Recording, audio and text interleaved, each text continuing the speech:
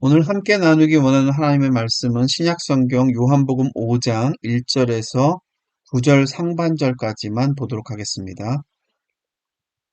그 후에 유대인의 명절이 되어 예수께서 예루살렘에 올라가시니라. 예루살렘에 있는 양문 곁에 히브리 말로 베데스다라는 못이 있는데 거기 행각 5이 있고 그 안에 많은 병자, 맹인, 다리 저는 사람, 혈기 마른 사람들이 누워 물의 움직임을 기다리니 이는 천사가 가끔 못에 내려와 물을 움직이게 하는데 움직인 후에 먼저 들어가는 자는 어떤 병에 걸렸든지 낫게 되밀어라. 거기 38해 된 병자가 있더라. 예수께서 그 누운 것을 보시고 병이 벌써 오래된 줄 아시고 이르시되 내가 낫고자 하느냐. 병자가 대답하되 주여 물이 움직일 때 나를 못에 넣어주는 사람이 없어 내가 가는 동안에 다른 사람이 먼저 내려가나이다. 예수께서 이르시되 일어나 내 자리를 들고 걸어가라 하시니 그 사람이 곧 나아서 자리를 들고 걸어가니라. 오늘은 베데스다 이런 제목으로 하나님 말씀 함께 나누겠습니다. 여러분 예수님을 믿는다는 것이 무엇이라고 생각하십니까? 하나님을 잘 믿어서 아이비리그를 나와서 박사를 하는 것일까요? 아니면 돈을 많이 벌고 세상에서 성공을 하는 것인가요? 아니면 경쟁에서 이기고 1등을 해서 세상에서 고지를 점령하는 것일까요?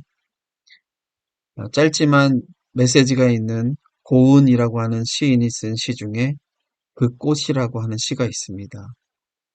내려갈 때 보았네, 올라갈 때 보지 못한 그 꽃. 인생의 진정한 의미는 정상 꼭대기에만 가야 있는 것이 아니라 우리의 일상 속에 굉장히 가까이에 있다는 사실을 많은 사람들은 잊고 살아가는 것 같습니다. 제가 예전에 본 영화 중에 그래비티라고 하는 영화가 있었습니다. 거기에 보면 한 우주 비행에 나선 유명한 우주 비행사가 한 명 나옵니다. 이 사람은 하버드 대학을 나오고 성공한 박사였습니다. 그렇지만 여전히 삶의 상처와 문제들로 가득한 삶을 살아가고 있었습니다. 그래서 때로는 이 중력, 그래비티가 존재하지 않는 우주 공간에서 지구의 아름다움이나 만끽하면서 모든 현실적인 문제들로부터 도피하고 싶은 생각을 가지고 있었습니다. No pressure, no sound. 우주에는 어떤 압력도 어떤 소음도 없었기 때문이죠. 그러나 진짜 인생을 사는 의미가 무엇인가를 생각할 때 그런 특권층만을 누릴 수 있는 혜택들도 그 자체만으로는 인간의 궁극적인 삶의 문제에 대한 해답이 아니라는 것을 영화는 말해주고 있었습니다. 때로 우리는 그래비티가 우리를 포로로 사로잡아서 이 지구에 붙잡아두는 나쁜 에너지라고 생각하지만 사실 이 그래비티는 우리로 하여금 이 지구에서 떨어져 나가서 수많은 위험과 방황과 어둠이 도사리고 있는 이 우주에 가득한 위험으로부터 우리를 붙잡아주고 지켜주고 보호해주는 마치 어머니의 자궁과 같은 안식처라는 메시지도 함께 전달해주고 있었습니다. 우리는 인생을 살아가면서 이러한 눈에 보이지 않고 손에 잡히지도 않는 어떤 근원적인 힘, 이 에너지에 대해서 얼마나 우리는 인식하면서 살아갈까요? 여러분 삶 속에서 이 중력, 그래비티를 느끼려고 해보신 적이 있으십니까? 우리 안에 내주하신다라고 하는 그 성령님은 여러분 경험하면서 살아가시나요? 눈에 보이지 않게 우리의 일상 속에서 우리와 함께 하시는 하나님의 존재에 대해서는 얼마나 인식하면서 그리고 대화하면서 살아갈까요? 얼마나 그 어머니와 같고 아버지와도 같은 주님의 품을 우리는 느끼면서 살아갈까요? 또 그렇게 살아가지 못하는 이유는 무엇일까요? 너무 바빠서? 아니면 너무 성공과 목표에만 집중하느라? 예수님을 믿는다는 것은 어쩌면 눈에 보이지 않고 손에 잡히지도 않으시는 그 근원적인 힘이신 그분을 향해서 눈을 뜨고 그분 안에서 삶의 진정한 의미를 발견하는 일이라고 할 수 있습니다. 그러면 이전에는 보이지 않았던 것들이 보이게 되고요. 똑같아 보이는 세상을 전혀 다른 차원에서 살아갈 수도 있게 됩니다. 요한복음 5장의 이 베데스다 연못에는 많은 병자들이 몰려 있었습니다. 왜냐하면 그때가 명절이기도 했고 또 물이 동할 때면 먼저 들어가는 자는 병이 낫는다는 전설이 있었기 때문입니다. 그리스 로마 신화에 보면 에스클리피우스라는 신이 나오는데 이 신은 약의 신이면서 동시에 의술의 신이기도 합니다. 병원에서 흔히 보는 그림 중에 하나인 이 뱀이 지팡이를 뱅뱅 돌아 꼬며 올라가 있는 그 지팡이가 바로 에스클리피우스의 지팡이입니다. 그런데 고고학자들이 에스클리피우스로 추정되는 신상의 일부를 베데스다에서 발견했다는 이야기도 있습니다. 그러고 보면 당시에 병자들이 바랬던 이 은혜는 하나님의 은혜가 아니라 그리스 신화 속에 등장하는 에스클리피우스의 은혜 또는 자비였을지도 모릅니다. 그리고 온천 지역이라 가끔 바람 없이 물이 동할 때가 있었다는 얘기도 있습니다.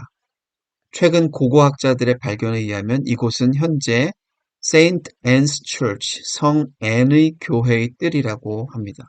어느 한국의 신학자가 이 연못의 우상성과 불공평성에 대해서 강의한 내용이 있어서 좀 소개해드리고자 합니다. 얼핏 보면 이 연못은 매우 공평하다는 생각이 듭니다. 왜냐하면 가진 자나 못 가진 자나 배운 자나 못 배운 자나 나이가 많든 적든 남녀의 구별이 없이 누구에게나 공평하게 열려져 있는 곳처럼 보이기 때문입니다. 그러나 정말 이 연못은 공평한 곳일까요? 만약에 진짜로 천사가 내려와서 물이 움직였다고 할 때 맹인, 절뚝발이, 혈기 마른 자, 셋 중에 누가 가장 빨리 가서 이 엄청난 기적의 특권을 체험하게 될까요? 핵심은 몸이 가장 덜 불편한 사람, 장애가 덜하면 덜할수록 몸이 건강할수록 빨리 들어갈 수 있다는 것입니다. 이 연못은 거의 죽을 병에 걸린 사람도 들어가기만 하면 나을 수 있는 연못이지만 정작 이 연못에 들어갈 수 있는 사람은 어떤 사람일까요? 가장 건강한 사람입니다. 아이러니이지요.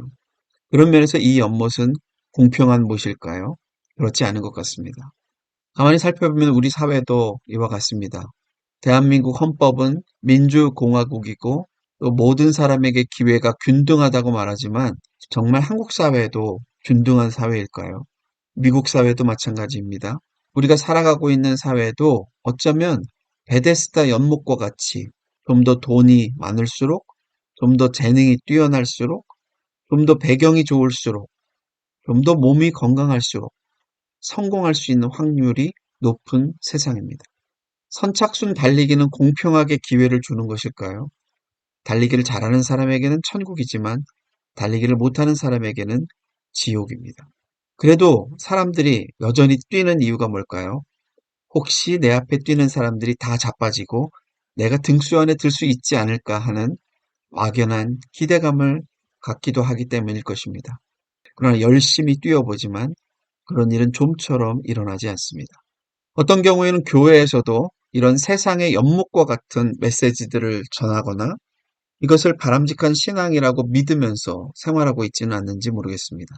내가 예수님을 열심히 믿었더니 우리 아이가 1등해서 하나님께서 우리 아이를 연못에 넣어주셨다. 내가 교회 봉사 열심히 했더니 우리 남편이 1등해서 연못에 들어가게 되었다. 라는 식의 간증들이 이런 삶을 더 추구하도록 부추기는 것은 아닌지 모르겠습니다.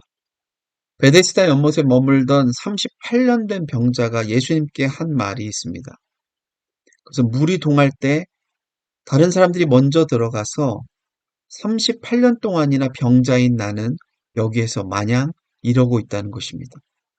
당연히 나같이 가장 연약한 사람을 먼저 넣어 주어야 하는데 현실은 그렇지가 않더라 하는 것입니다. 이런 사회 속을 살아가는 개인들은 언제나 그 마음속에 원망이나 불평이 쌓이기 마련입니다.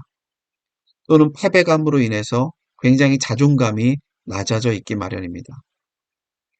그래서 신세한탄을 하거나 자기의 주어진 현실에 절망하면서 때로는 극단적인 선택을 하기도 합니다. 요즘 한국 사회에는 청년 고독사가 그렇게 많아지고 있다고 합니다. 한마디로 젊은이들에게 희망이 보이지 않고 있다는 것을 반증해주는 증거일 것입니다. 그럼 당연히 사람들은 이러한 절망적인 연못을 떠나서 다른 살 길을 찾아야 되는데 그러지도 못합니다. 왜냐하면 그 자리를 떠나서 나가도 별 뾰족한 수가 없는 사람들이기 때문입니다. 다른 길이 없습니다. 그들에게는 막연한 전설이 주는 희망밖에는 붙잡을 것이 없을 정도로 가망이 없는 절망적인 인생들입니다. 그런데 그 절망 가운데 있는 인생들에게 한 줄기 희망의 빛으로 등장하신 분이 계셨는데 그분이 바로 예수님이십니다. 예수님은 베데스다 연못에 등장하셔서 연못은 거들떠보지도 않으십니다. 대신에 연못에는 도저히 들어갈 수 없을 것 같은 한 가능성 없어 보이는 병자에게 다가가셔서 이렇게 말씀하십니다. 내가 낫고자 하느냐? 예수님께서는 그 수많은 병자들이 베데스다 연못가에 있었을 텐데 왜 이 38년 된 병자에게 다가가신 걸까요? 여러분은 왜 이 땅에 수많은 사람들이 있는데 특별하게 선택을 받아서 이렇게 신앙생활을 할 수 있는 자리에 오게 되셨다라고 생각하십니까? 달리 이유가 없습니다. 우리가 잘났거나 똑똑해서 선택을 받거나 예수님을 믿게 된 것이 아니지요. 그래서 우리는 이것을 은혜, 헤세드라고 말합니다. 베데스다를 벳 헤세드에서 온 말로 보기도 합니다. 벳은 집이란 뜻이고 헤세드는 은혜라는 뜻입니다. 그래서 은혜의 집으로 해석합니다. 여러분은 여러분께서 받으신 이 선택 또는 은혜로 인해서 하나님께 감사하고 계십니까? 저는 사실 아직도 왜 하나님께서 모든 사람들을 다 긍휼히 여기시지 않고 그분의 주권 가운데 어떤 사람들에게는 은혜를 베푸시는지 이해할 수가 없습니다. 다만 제가 그 은총 안에 살아갈 수 있다는 사실이 감사할 따름입니다. 어쩌면 예수님께서는 일부러 가장 절망적이고 가장 가망이 없는 사람을 고쳐주심을 통해서 그보다 덜한 다른 모든 사람에게도 여전히 구원의 희망이 있음을 말해주시고자 했는지도 모릅니다. 아무튼 예수님께서는 병자를 향해서 내가 낫고자 하느냐 하고 물으셨습니다. 그런데 병자는 당연히 낫고자 합니다. 이렇게 대답해야 되는데 그게 아니라 연못이 동할 때 남들이 나보다 먼저 들어갑니다 하고 대답합니다. 병자의 삶은 온통 연못에 사로잡혀 있는 것입니다. 자기가 무엇 때문에 연못에 들어가려고 하는지조차도 망각한 채 말입니다. 어쩌면 이 세상은 구원받는 것이 목적이 아니라 연못에 들어가서 병이 낫는 것 자체가 목적이 되어 버렸다고 해도 과언이 아닙니다. 죄로 인해서 죽을 수밖에 없는 절망스러운 인간의 삶으로부터 구원을 받기 위해서 살아가는 것이 인생의 목적인데 어떤 때는 자기들이 왜 그렇게 열심히 일해서 돈을 벌고 건강해지려고 하고 잘 살려고 하는지조차도 망각을 하고 그저 자기에게 주어진 환경과 구조 속에 함몰되어서 다람쥐 쳇바퀴 돌듯 하는 삶을 살아가는 경우가 많다는 것입니다. 그래서 우리는 자주 하늘을 볼 수 있어야 합니다. 그리고 땅과 내 삶도 자주 돌아봐야만 합니다. 내가 지금 길을 잃고 헤매이고 있는 것은 아닌지, 향방 없이 살아가고 있는 것은 아닌지 돌아볼 필요가 있습니다. 눈에 보이지는 않지만 그래비티처럼 온 우주에 충만하신 하나님의 기운을 느낄 줄 알아야 됩니다. 38년 된 병자를 향한 예수님의 말씀은 8절에 보시면 일어나 내 자리를 들고 걸어가라 였습니다. 이 말은 무슨 뜻일까요? 사도 요한은 왜 이 말을 기록해 놓았을까요? 그것은 바로 수많은 세상 사람들이 주목하고 있는 연못 말고 예수님 안에 다른 길이 있다. 예수님 안에 참된 생명의 길이 있다. 인간의 절망을 치유할 수 있는 근원적인 치유의 길이 있다는 것을 말씀해 주시는 것 아니겠습니까? 예수 그리스도 안에 새로운 삶의 길이 있다는 것입니다. 우리가 어디에서 무엇을 하며 살 것인가 하는 것은 어쩌면 우리 각자의 자유입니다. 그러나 어떻게 살 것인가 하는 것은 우리가 깊이 생각해 봐야 할 것입니다. 저는 오늘 성경 말씀이 우리에게 참된 생명과 자유와 영생의 길을 가르쳐 주고 있다고 믿습니다. 그 길은 바로 예수 그리스도를 믿고 따르는 길입니다. 예수 그리스도가 없는 삶은 38년이 아니라 380년을 건강하게 살면서 기다린다라고 하더라도 멸망뿐이라는 사실을 깨달으시기 바랍니다. 저는 저와 여러분 모두가 이러한 절망적인 현실을 깊이 깨닫고 예수 그리스도 안에서 참된 생명을 누리실 수 있게 되기를 주님의 이름으로 축원드립니다.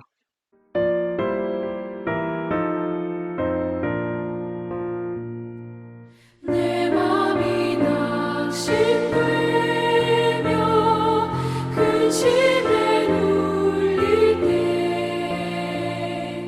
주께서 내게 오사 위로해 주시네. 가는 길 캄캄하고 괴로움 많으나 주께서 함께하며 내 짐을 지시네. 그네가 내게 족하네. 그네가 족하네. 이 괴로운 세상 지날 때 그네가 족하네. 희망이 사라지고 친구 날 버릴 때 주 내게 속삭이며 새 희망 주시네. 싸움이 맹렬하여 두려워 떨 때에 승리의 왕이 되신 주 음성 들리네. 그네가 내게 족하네. 그네가 족하네. 이 괴로운 세상 지날 때 그네가 족하네. 번민이 가득 차고 눈물이 흐를 때 주 나의 곁에 오사 위로해 주시네. 환난이 닥쳐와서 어려움 당할 때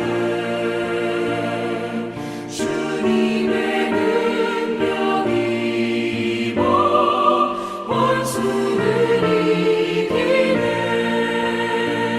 그네가 내게 족하네. 그네가 족하네. 이 괴로운 세상 지날 때 그네가 족하네. 기도하시겠습니다. 주님, 저희들 오늘 베데스다 연못에서 절망 가운데 있던 38년 된 병자 이야기를 통해서 저희들의 삶을 다시 한번 돌아봅니다. 우리가 인생을 살아가면서 여전히 세상의 가치관과 논리에 사로잡혀서 우리가 우리의 인생을 혹은 낭비하며 살고 있는 것은 아닌지 저희들의 삶을 돌아보게 하여 주시옵소서.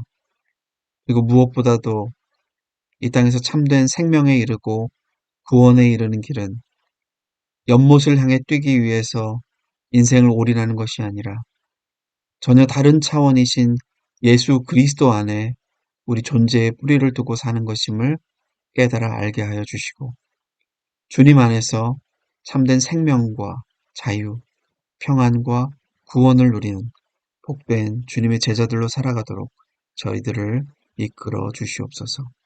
예수님의 이름으로 기도드립니다. 아멘. 오늘도 주님 안에서 복된 하루 되시기를 바랍니다.